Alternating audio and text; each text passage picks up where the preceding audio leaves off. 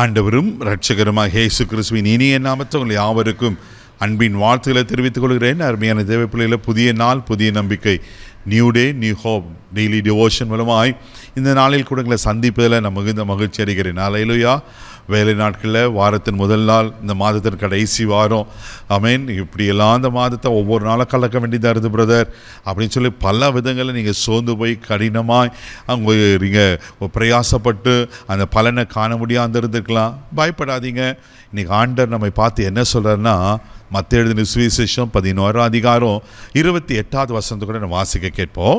வருத்தப்பட்டு பாரம் சுமக்கிறவர்களே, நீங்கள் எல்லாரும் என்னிடத்தில் வாருங்கள், நான் உங்களுக்கு இளைப்பாறுதல் தருவேன். ஆமென், ஆமென். வருத்தப்பட்டு பாரம் சுமக்கிறவர்களே, நீங்கள் எல்லாரும் என்னிடத்தில் வாருங்க, நான் உங்களுக்கு இளைப்பாறுதல் தருவேன் ஆண்டவர் சொல்லுகிறார். என் அன்பு தெய்வ பிள்ளையே, என் அன்பு சகோதரனே, சகோதரியே, தாய் தகப்பன்மாரே, வாலிப தம்பிமா, தங்கச்சிமா, ஒரு என்னென்ன காரியத்தில் நீங்கள் பாரப்பட்டு கொண்டிருக்கிறீங்க. ஐயோ, இப்படியெல்லாம் என் வாழ்க்கையில் நடக்கணுமா, இப்படியெல்லாம் என் வாழ்க்கை இருக்கணுமா, ஒருவேளை பலவிதமான காரியத்தினால உங்கள் மனசில் இருக்கிற வேதனால் நீங்கள் சோர்ந்து போயிருப்பீங்கன்னா, பாரங்களை சுமந்து கொண்டிருப்பீங்கன்னா பயப்படாதீங்க. என்ன பாரங்களை சுமந்துக்கிறீங்க தெரியல பிரதர். இந்த வியாதி எனக்கு ஒரு பாரமாக இருக்குது, என் பிள்ளைங்க எனக்கு ஒரு பாரமாக இருக்காங்க, ஒருவேளை நான் கடந்து போகிற இந்த பாதை எனக்கு இவ்வளோ வேதனையாக இருக்குது. என்ன வருத்தத்தில் நீங்கள் பாரம் சுமந்து கொண்டு இருக்கீங்கன்னு சொல்லிட்டு தெரியல. வருத்தப்பட்டு பாரம் சுமக்கிறவங்களே, இந்த வருத்தமே, இந்த சஞ்சலம், போராட்டம், வேதனை, கண்ணீர், ஆமென், அவமானம், இதுவே உங்களுக்கு ஒரு பாரமாக இருக்கா? பயப்படாதீங்க. ஆண்டவர் சொல்ல, நீங்கள் என்னிடத்தில் வாருங்க. அல்லேலூயா. நமக்கு ஒரே சோர்ஸ் எங்கே தெரியுமா? ஆண்டவர் சமூகம் தானே, ஆண்டவர் தானே. இந்த உலகத்தில் பலவிதமான பாரங்களினால், பலவிதமான கஷ்டங்களினால, வேதனைகளால் நீங்கள் உலக மக்கள் கஷ்டப்பட்டு நொந்து மரணத்துக்கு நேராக ஓடிக்கொண்டிருக்காங்க. அந்த ஜனங்களை மீட்டெடுக்க தானே 2025 ஆண்டுகளுக்கு முன்பாக இயேசு உலகத்துக்கு வந்தார். நம்ம பாரங்களெல்லாம் அவர் சுமந்தார் அல்லவா? தேவப்பிள்ளைகள், ஏன் அவர் சிலுவை பாரத்தை சுமக்கணும்? நான் விடுதலையாக இருக்கணும், நான் சமாதானமாக இருக்கணும், நான் மகிழ்ச்சியாக இருக்கணும், நான் ஆசீர்வாதமாக இருக்கணும், நான் பாரம் இல்லாமல் இளைப்பாற வேண்டும் என்பதற்காக தானே ஆண்டவர் சுமந்தார். அதனால் பயப்படாதீங்க. ஆண்டவர் நிச்சயமாக உங்களை ஆசீர்வதிக்க உண்மையில் இருக்கிறார். அல்லேலூயா. சங்கீதத்தின் புஸ்தகம் 68ஆம் சங்கீதம் 19வது கூட வசனத்தை வாசிப்பீங்கன்னா, சங்கீதக்காரன் இப்படியா சொல்லுகிறார், வாசிக்க கேட்போம். என்னாலும் ஆண்டவருக்கு ஸ்தோத்திரம் உண்டாவதாக, நம்மேல் பாரம் சுமத்தினாலும் நம்மை ரட்சிக்கிற தேவன் அவரே. ஆமென். நம்மேல் பாரம் சுமத்தினாலும் நம்மை ரட்சிக்கிற தேவன் அவரே. ஆமென். இதை பற்றி கொடுங்க தேவ பிள்ளைகளை.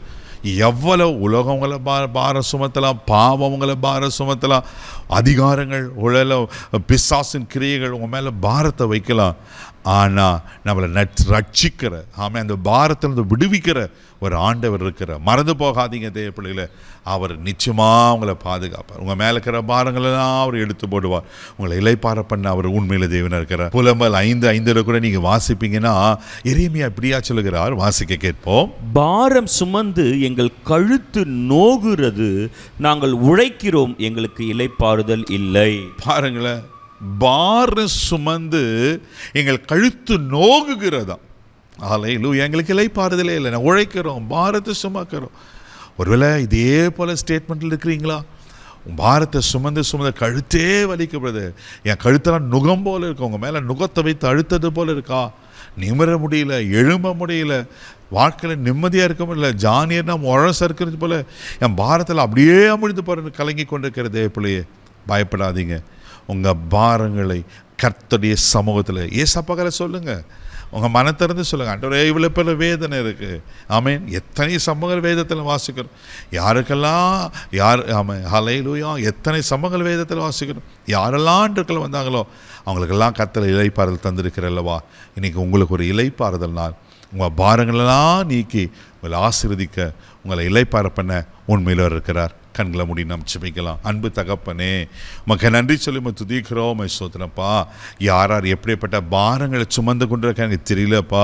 ஆண்டவரே, இளைப்பாறுதல் தருகிற கர்த்தர். எங்கள் கழுத்து நோகுகிறது, என் மனசு வேதனைப்படுகிறது, என் உடலத்தில் சரீர பலவீனத்தினால சரீரம் பலவீனப்படுகிறது, பல விதமான காரியங்களெல்லாம் வேதனைப்பட்டு ஆண்டவரே பாரங்களை சுமந்து கொண்டிருப்பாங்க. இயேசுவின் நாமத்தினால் இன்னைக்கு ஒரு இளைப்பாறுதல் தாருங்க, ஒரு விடுதலையை தாங்க. அந்த பாரத்திலிருந்து உங்களை விடுவிப்பீராக நான் ஜெபம் பண்ணப்பா. இதில் ஆசீர்வதித்து கனப்படுத்தும். இந்த நாள் முழுதும் கரம் பிடித்து நடத்தும், பாதுகாத்துக்கணும். கிருபை ஒப்புக்கொடு இயேசுவின் மூலம் ஜெபக்கலாம் பிதாவே. ஆமென். ஆமென். அவர் உங்களுக்கு இளைப்பாறுதல் தந்துட்டார். தைரியமாக போங்க. God bless you.